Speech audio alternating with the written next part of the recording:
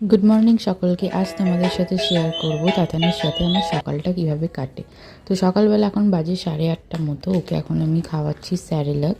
এক একদিন সুজিও খায়, আজকে খাচ্ছে স্যারেলাক। তো এখানে আমি টিভিতে ইউটিউব কিডস যে ইউটিউব আছে, তো ওটা থেকে কার্টুন চালিয়ে দিই।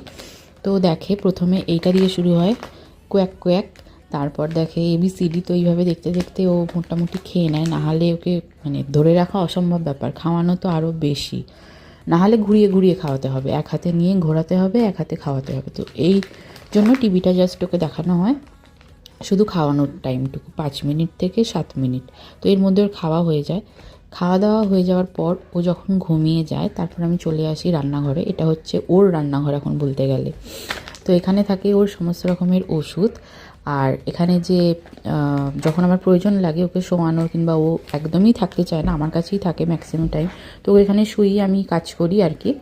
ওর যখন দুধ বানানোর থাকে, বোতল ধোয়ার থাকে, তো এখানে করি। তো এখন ওর খাবারটা আমি বানাচ্ছি হচ্ছে দুপুরের লাঞ্চ।